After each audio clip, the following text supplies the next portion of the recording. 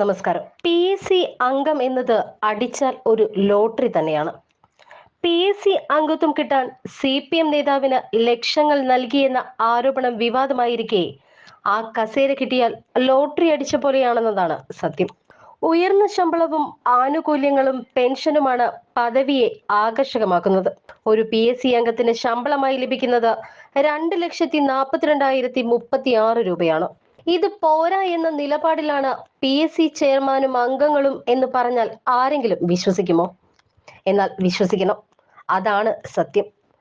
അംഗങ്ങളുടെ ശമ്പളം വർദ്ധിപ്പിക്കണമെന്നാവശ്യപ്പെട്ടുകൊണ്ട് കഴിഞ്ഞ വർഷം സർക്കാരിന് കത്ത് നൽകിയ കാര്യവും ഇവിടെ എടുത്തു പറയേണ്ടിയിരിക്കുന്നു.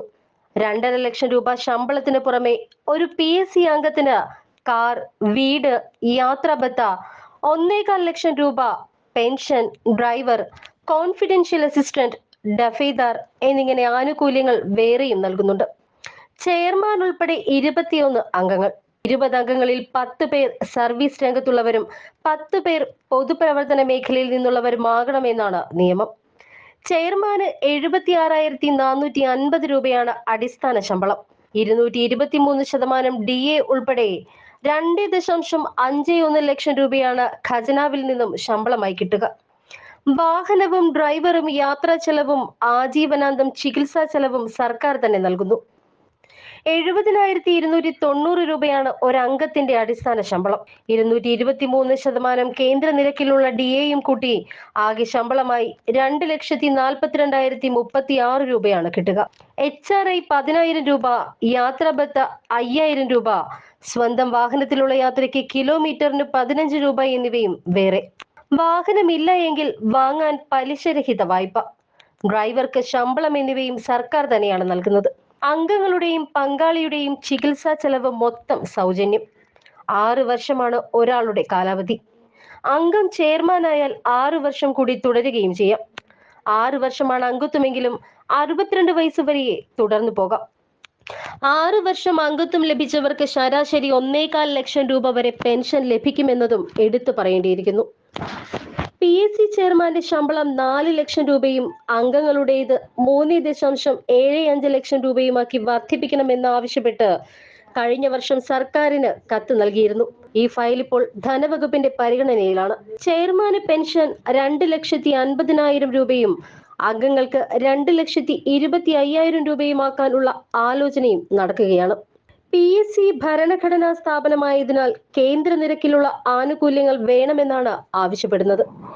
മറ്റ് സംസ്ഥാനങ്ങളിൽ 7-8 അംഗങ്ങളുള്ളപ്പോൾ ഇവിടെ 21 അംഗങ്ങളാണ് ഉള്ളത്. കേന്ദ്രത്തിലെ UPSCയിൽ 9 അംഗങ്ങൾ മാത്രമുള്ളപ്പോഴാണ് ഇത്. അതേസമയം PSC അംഗത്വ നിയമനത്തിന് കോഴ എന്ന ആരോപണത്തിൽ സർക്കാരിനെതിരെ നിലപാട് കടുപ്പിച്ചിരിക്കുകയാണ് കോൺഗ്രസ്. കോഴിക്കോട്ടെ CPM നേതാവ് കൈക്കൂലി വാങ്ങി എന്ന പരാതിയുണ്ടായിട്ടും വിജിലൻസ് അന്വേഷണം നടത്താത്തതും ദുരൂഹതയുണ്ടാക്കിയിട്ടുണ്ട്. PSC അംഗങ്ങളുടെ നിയമനം CPMഉം ഘടകകക്ഷികളും ചേർന്ന് ലേലത്തിന് വെച്ചിരിക്കുകയാണ് എന്നാണ് KPCC president K Sudhakaran MP, പ്രതിപക്ഷ നേതാവ് VD സതീശൻ എന്നിവർ ആരോപിച്ചിട്ടുള്ളത്. കോഴ ആരോപണം ഉന്നത നേതാക്കൾ ഉൾപ്പെടെ CPMനെ ആകെ ബാധിക്കുന്ന വിഷയമായതിനാൽ അത് ഒതുക്കി തീർക്കാനുള്ള ശ്രമം നടക്കുകയാണ്. ഒരു മന്ത്രിയുടെയും ഭരണകക്ഷിയിൽപ്പെട്ട MLA-മാരുടെയും പേര് പറഞ്ഞുകൊണ്ട് പണം കൈപ്പറ്റി എന്നതാണ് മുഖ്യ ആരോപണം. അതിനാൽ തന്നെ ഈ വിഷയത്തിൽ സത്യസന്ധമായ അന്വേഷണം ആവശ്യമാണ്. ഭരണത്തിലെ ഉന്നതന്റെ പിന്തുണയില്ലാതെ CPM നേതാവ് ഇത്രയും വലിയ തുക കോഴയായി വാങ്ങുമെന്ന് ആരും വിശ്വസിക്കാത്ത സ്ഥിതി വിശേഷമാണ് നിലവിലുള്ളത്. മുഖ്യമന്ത്രി പിണറായി വിജയൻ നടപടി ഉണ്ടാകുമെന്ന് പറയുന്നതല്ലാതെ യാതൊരു അന്വേഷണവും ഇതിൽ ഉണ്ടായിട്ടില്ല. മുഖ്യമന്ത്രിക്ക് ഏറെ വേണ്ടപ്പെട്ട മന്ത്രിയാണ് ആരോപണത്തിന്റെ പുകമറയിൽ മുങ്ങിത്തപ്പുന്നത്. CPMന്റെ സംഘടനാ സംവിധാനം ഉപയോഗിച്ച് പരാതിക്കാരെ ഭീഷണിപ്പെടുത്തി കേസ് അട്ടിമറിക്കാനുള്ള നീക്കമാണ് നടന്നു വരുന്നത്. അതിനാലാണ് കോഴ ആരോപണം ഉയർന്ന ദിവസങ്ങൾ പിന്നിട്ടിട്ടും ഇത്രയേറെ ഗൗരവമുള്ള ഈ വിഷയത്തിൽ അന്വേഷണം നടത്തുന്നതിൽ സർക്കാർ ഒന്നും ചെയ്യാത്തത് എന്നും സുധാകരൻ കുറ്റപ്പെടുത്തി. കേരളത്തിന് തീർത്തും അപമാനകരമായ നിലയിലേക്ക് PSC അംഗത്വ നിയമനം എത്തി എന്നാണ് VD സതീശൻ പറയുന്നത്. പൊതുമരാമത്ത് മന്ത്രിയെയും CPM ജില്ലാ സെക്രട്ടറിയെയും ചൂണ്ടിക്കാട്ടി പ്രാദേശിക നേതാവ് ഡോക്ടർ ദമ്പതികളിൽ നിന്ന് 60 ലക്ഷം രൂപയുടെ കരാർ ഉറപ്പിച്ച് 22 ലക്ഷം രൂപ അഡ്വാൻസ് വാങ്ങുകയായിരുന്നു. സംഭവം CPMന്റെ ശ്രദ്ധയിൽപ്പെട്ട് 1 മാസത്തിലേറെയായിട്ടും പാർട്ടി തന്നെ പോലീസ് സ്റ്റേഷനായും കോടതിയായും കൈകാര്യം ചെയ്യുന്ന പതിവ് ശൈലിയാണ് അരങ്ങേറുന്നത്. 60 ലക്ഷം രൂപ കൈക്കൂലി നൽകി PSC അംഗമാകുന്നയാൾ ഈ പണം മുതലാക്കാൻ എന്തൊക്കെ ചെയ്യുമെന്നും പ്രതിപക്ഷ നേതാക്കൾ ചോദിക്കുന്നുണ്ട്. ഭരണഘടനാ സ്ഥാപനം എന്ന നിലയിൽ PSCയുടെ വിശ്വാസ്യത പൂർണ്ണമായും തകർന്ന് തരിപ്പണമായി. LDFിലെ ഘടകകക്ഷികളും ഇക്കാര്യത്തിൽ തീർത്തും മോശക്കാരല്ല. കോഴ വാങ്ങിയാണ് PSC അംഗത്തെ നിയമിച്ചത് എന്ന് NCP നേതാക്കൾ പറഞ്ഞിട്ടുണ്ട്. ഒരു കൊല്ലത്തിലധികമായി ലേലത്തുക ഉറപ്പിക്കാനാകാതെ ജനതാദൾ PSC അംഗത്തിന്റെ നിയമനം ലേലത്തിന് വെച്ചിരിക്കുന്ന സ്ഥിതിവിശേഷമാണുള്ളത്. പണം വാങ്ങി എന്ന ആരോപണം INLലും ഉയർത്തിയിരുന്നു. എന്നിട്ടും ഇങ്ങനെ ഒരു സംഭവമേ ഇല്ല എന്ന മട്ടിലായിരുന്നു മുഖ്യമന്ത്രിയുടെ മറുപടി.